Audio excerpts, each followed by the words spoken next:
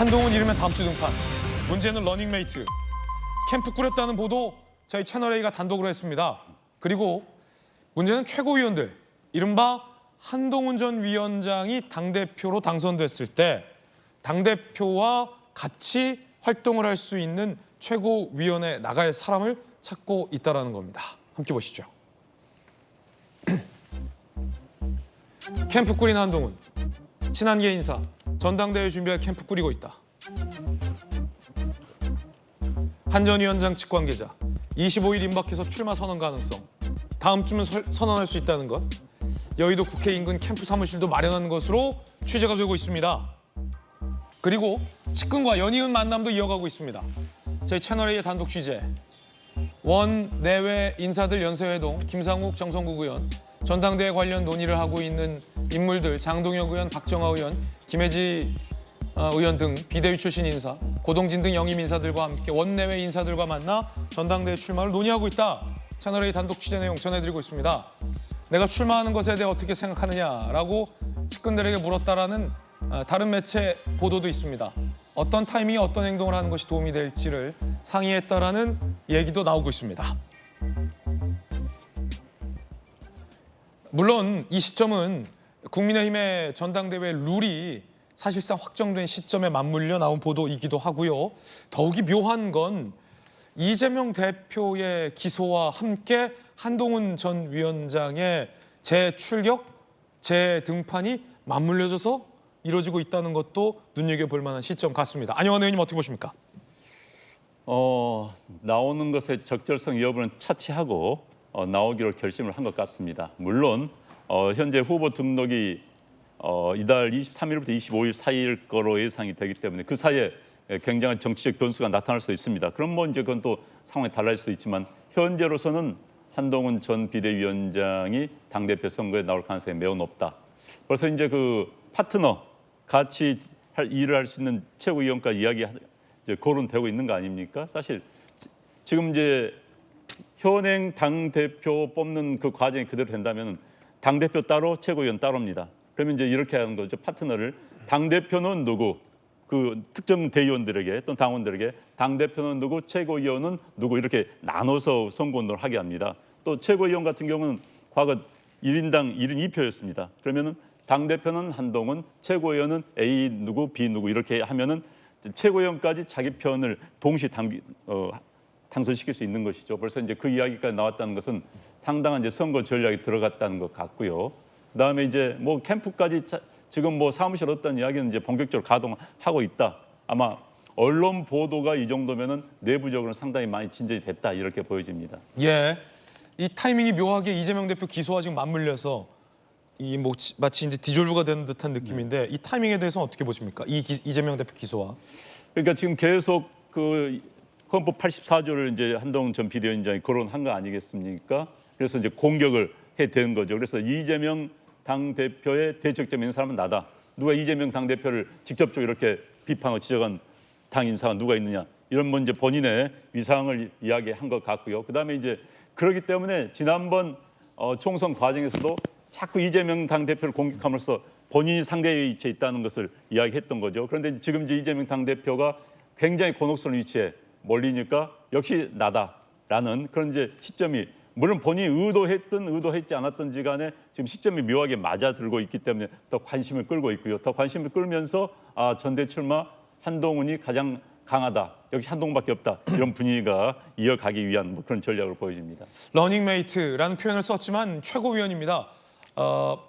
당대표 후보 한동훈과 결을 같이 할 수 있는 최고위원 후보들을 물색하고 있다라는 내용도 취재됐습니다.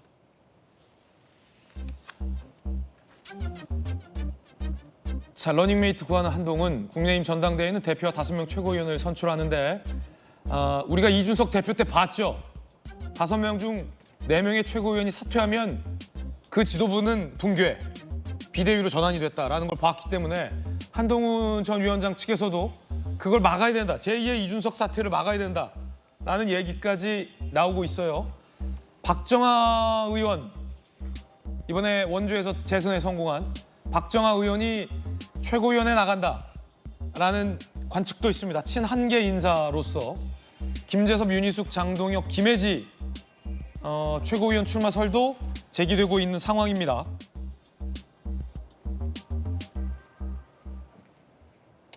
성춘 부의장님, 그 국민의힘 당원 룰에 보면 최고위원 5명 중에 4명이 사퇴를 하면 최고위원을 다시 뽑는다가 아니라 일단 그 지도부는 그냥 폭파시키고 비대위로 전환된다. 그 이준석 대표 때 그 모습이 최근에 있었잖아요. 맞습니다. 그거를 이제 한 전 위원장 측이 잘 알기 때문에 당 대표가 됐는데 혹시 뭐 비한 인사 혹은 친윤계 인사 중에서 한동훈 전 위원장에게 반대할 목적으로 최고위원에 당선되고 사퇴하는 불상사를 막기 위해서 이른바 결을 같이 할 수 있는 러닝메이트 최고위원 출마자들을 짜고 있다. 이런 보도 어떻게 보시면? 그러니까 좀 다른 정당이지만 참 한심하다. 한동훈 전 위원장이 아니라 그런 상황이 지금 구축되어 있다는 거 아니겠습니까? 지금 저는 역대 어떤 당대표 후보가 본인이 당선된 이후에 혹시나 비대위 그 최고위원들이 동시에 사퇴해버려서 그 지도부가 붕괴되는 사태를 미연에 방지하기 위해서 러닝메이트를 좀 고심하고 있다. 이런 기사 처음 봅니다. 사실 그 당시에 이준석 대표를 끌어내는 과정도 매우 부적절했다는 것을 방증하고 있는 건데요. 그런 것들을 어떻게 보면 제도적 보완을 하지 않은 채로 또 전당대회를 치르게 되면서 다시 그 사태가 재현될 수 있다는 것들을 벌써부터 예측하고 있는 것 아닙니까?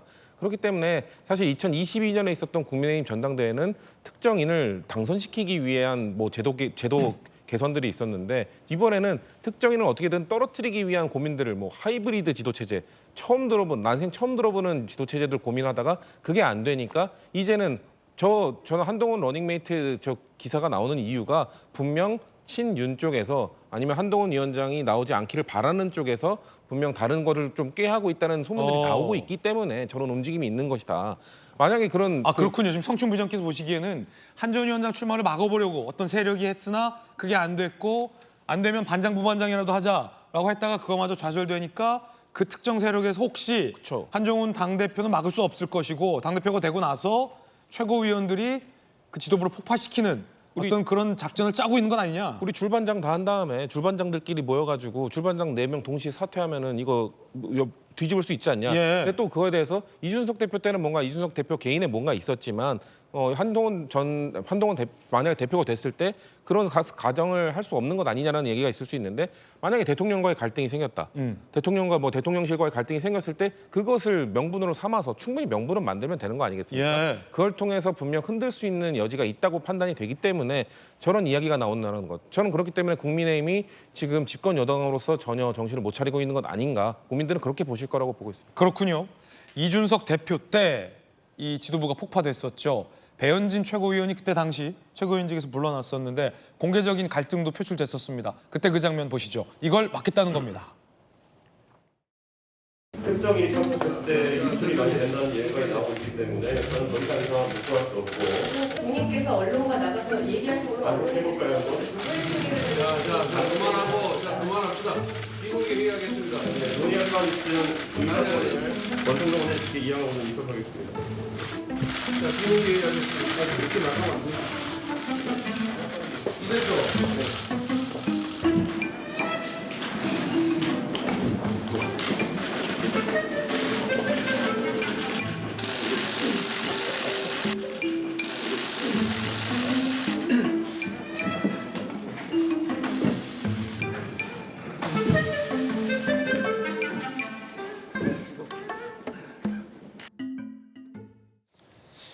저 때만 하더라도 그냥 좀 유치하다 이렇게 봤는데 그게 아니라 진짜 지도부가 폭파되는 그 뒤에 일련의 과정을 알잖아요. 성춘 부의장께서는 혹시 한동훈을 막기 위해서 저때 저 작전을 쓰고 있는 누군가가 당내에 있는 것 아니냐라는 분석까지 했는데 어떻게 보십니까? 저 장면 다시 보니. 유치하기도 하고 귀엽기도 하네요. 네. 그런데 국민의힘은 집권 여당으로서 5년 내내 비대위 체제로 갈 마음의 준비를 하고 있나요? 그런 게 아니라면 이런 꼼수들을 쓰지 말아야 된다고 생각하고요. 특히 저는 한동훈 전 위원장이 만약에 당대표 출마를 하고 대표가 됐어요. 네. 그런데 또 대선에도 꿈이 있어서 만약에 대표직을 그렇다면 내년 9월이면 또 내려놔야 되잖아요. 그렇죠. 그럼 이제 1년간 원외 당대표를 해야 되는 그런 입장인데 또 그걸 상정해가지고 최고위원들을 소위 친윤계로 다 포지를 시켜가지고 흔들 준비를 미리 하려는 그런 계획이 있다? 와, 그러면 정말 집권 여당으로서 지금 국회도 보이콧하면서 그 상상 밖의 일들을 펼쳐가고 있는데 정말 말이 안 된다고 생각하고요. 5년 내내 비대위 체제로 그럴 준비가 되어 있는 그런 상황이 아니라면 여러 꼼수들은 다 마음속에 넣어두시고 제대로 된 전당대회를 치러야 된다 생각하고요. 그래서 과거 이준석 대표를 선출했던 그 당원 100%에 대한 비판이 워낙 많았잖아요. 그래서 7대3으로 정했다는 거잖아요. 예.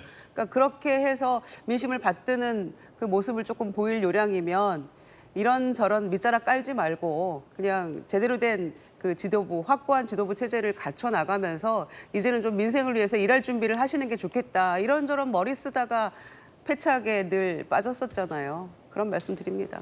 안영환 의원님. 사실 이제 최고위원회를 자기 편, 그 대표 최고위원이 당 대표가 자기 편으로 최고위원을 확보하는 것은 굉장히 중요합니다. 왜냐하면 상당수가 합의가 안 될 때는 다수결로 가게 됩니다. 2016년도에 이른바 김무성 당 대표가 뭐 옥새 나르샤라는 표현으로 우스워진 것이 있죠. 그런 표현이 나왔던 것은 그 당시에 김무성 당 대표가 대표로 선출된 당시에 이른바 파트너로 같이 보였던 최고위원들이 배신을 했습니다.